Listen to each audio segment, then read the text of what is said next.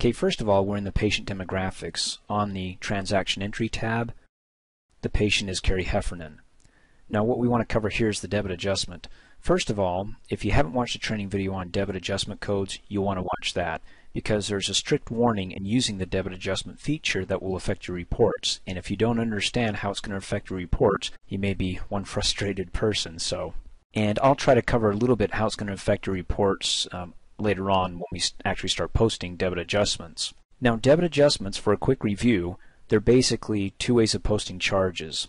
Actually, you can post a charge without using a debit adjustment as you normally would by using the procedure codes and writing in your own personal code for like balance forwards and assigning your own fee. So if you have a balance coming from another account or another software and you want to put it in this software, you could write up a procedure code, call it BF, and then post the charge, assigning the fee, and you're done. Now with debit adjustment, it's another way of doing it, and it's optional. Debit adjustment is a way of posting charges, and you can do it in two different ways. For a quick review, I want to go back to the Master Files menu, down to Transaction Codes, and over and up to Debit Adjustment Codes. And before we post a debit adjustment, we need to know again what type of code we're selecting, because each code that we select is going to be tied to a debit adjustment or a charge. Again, I'm saying that any time you use a debit adjustment is going to be a charge. It's either going to be a debit adjustment charge or a charge, because either way, whatever you set it to as a debit adjustment or a charge, it's going to charge it to the patient. The only difference is how do you want it to display it on the report? Do you want it to show up as a negative in the debit adjustment columns, or do you want to show it as an actual charge in the charge column? Either way, it'll still post as a charge when the patients get their statement. It's going to show up as a charge. But on the back end, as the biller, how do we want to see it in our reports? Now, what we're going to do in this example is I'm going to show you both ways. You can see I've got a list of codes here after I click on the ellipsis button. And out of all these codes, each one, and I don't know which one, is either a debit adjustment or a charge. So depending on which one I select here when I'm posting a debit adjustment in this screen that we'll do in just a second by clicking on that button, it's either going to show in the report as a negative in the adjustment column or as a positive in the charge column. Again, either way, all these codes here, if I use any of them, the patient's going to get a bill for whatever I type in when I post a debit adjustment, even including a refund. That's why I really don't recommend using this, but nonetheless we'll show you if this works for you. So first let me pull up the statement charge, double click on that. Okay, this one's showing as a debit adjustment, so keep that in mind, it's a debit adjustment. I'm going to go ahead and close out, and I'm going to post that as a charge. But as a debit adjustment to show up as a negative in the write-off column, and there's other places you can look at that will show up as a negative as well. But again, it'll show up as an actual charge on the patient's statement. Oh, and real quick, the debit adjustment can be posted in three screens. It can be posted in the transaction entry as you see here, or it can be posted either in the payment screen, or called the payment entry in the patient demographics, or in the quick pay screen up at the top by clicking on this button. Now the difference between the payment screens posting a debit adjustment and in the transaction here just clicking on this button is that in the payment screen and also in the quick pay, and I'll show you.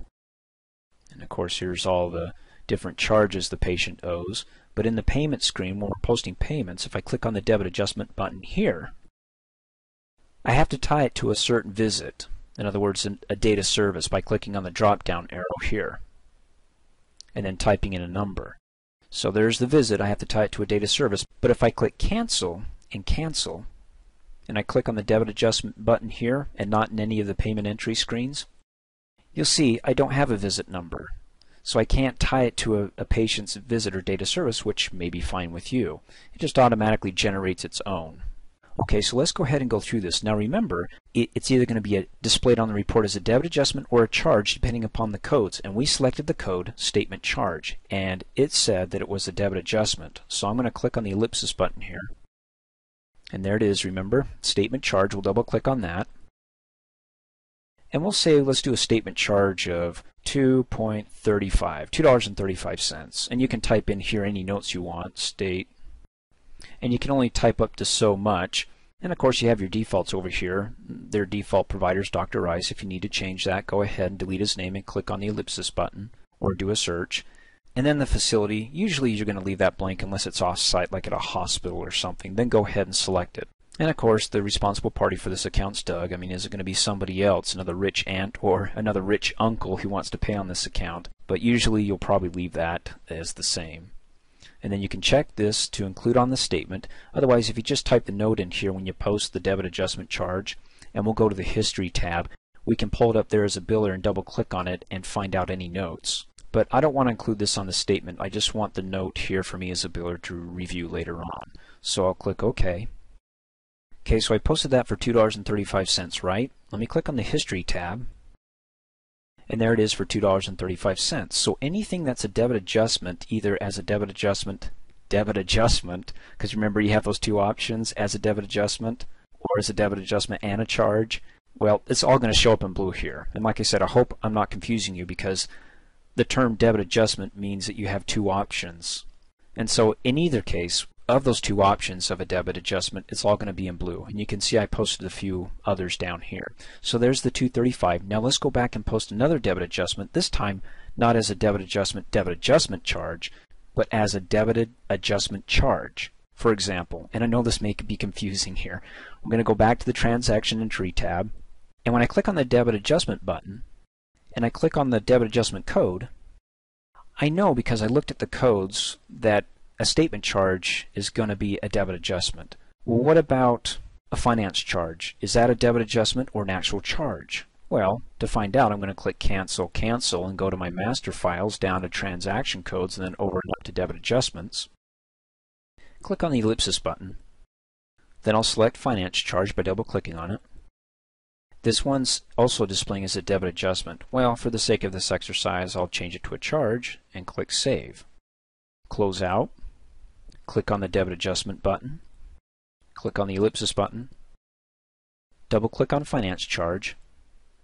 And let's say this finance charge is for, I don't know, maybe $32.33. I know it's a lot. And let's say we want to include that on the patient statement as well. I'm going to click OK. Now let's go to the History tab here and take a look at both. So you can see there's my $2.35 for a debit adjustment, and there's my $32.33 for a debit adjustment charge only. Now, like I said, both of these are going to be charged to the patient, so the total between those two is $34.68. No worries, when the statement goes out, the patient's going to be billed for $34.68. Now, how's that going to appear in your reports? Well, that's why debit adjustment is tricky, and why I strongly recommend not using it unless you're very familiar with the reports. Let's take, for example, because you just saw in the debit adjustment codes training video how it's going to look in the reports. So let's take it one step further in another area how it's going to look. Like, for example, let's say a patient calls up today and says, how much do I owe? I want to pay off my balance in full. Well, if you come here to the History tab, you can click on the Overview button, and it will give a total of the amount that the patient has outstanding and that they owe. So I'll click on it. And what you want to do is you want to look in the balance here for the patient. That's how much the patient owes. Now, what you want to ignore in this case is the adjustment column. You see how it says negative $35.35? Well, here's another place where the adjustments are going to show up as a negative. That does not mean that it's taking the charges, which is $1,049, of course subtracting the payments, and then subtracting $35. No. It's actually taking the charge, subtracting the payments, adding $35.35, and that's the total balance. Wait right here a second. I'm going to pull up Excel and I'm going to show you, okay? And we can go over this together so you don't have to pull out a calculator during the training video. Okay, so we trust Excel, right? Here we go. Here's the charge of 1049.88. And then we have a payment, even though it displays as a positive, we want to type in negative 853.72. Okay. Now the adjustments is showing up as a negative, but remember, any adjustment is still a charge. It just is displaying as a negative because you said you wanted it that way by selecting debit adjustment versus the charge. Okay. So what we want to do is type in 35.35, and if in Excel, if you didn't know this, you can select all three of them. And I'm using Excel 2007, and you can see right down below the sum is $231.51, and lo and behold, that's the balance it's showing here. In other words, when you look at this, don't look at the adjustments and go negative and then go, oh, that's what it's going to be. Just look at the balance total here, and you're fine. And you can tell the patient, Carrie Heffernan, well, if you pay us $231.51, your account is squared with us. So again, I don't recommend using the debit adjustment part of the debit adjustment codes. Let me close out. And what I mean by that is, again, master files to transaction codes over and up to debit adjustment codes. So again, unless you're really comfortable with this, I don't recommend using the debit adjustment codes debit adjustment feature, but you could use debit adjustment codes charge feature, and that's what I would use, and that's what I'm going to show you in our payment entry videos when you get a chance to watch those, how that feature may help you. I'm going to close out here, and just for the sake of really emphasizing the point, I'm going to go to the reports menu, to financial totals, and over and up to analysis of service details, because I want to bring the point home. So I'm going to select today's date, April 2nd, for the low and high date here, and then click Generate.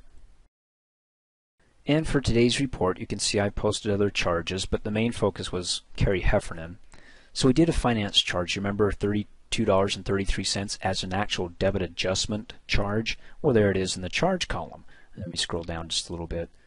And then there's the statement charge that we said we wanted as a debit adjustment code, and it pulls up as a negative in the adjustment column.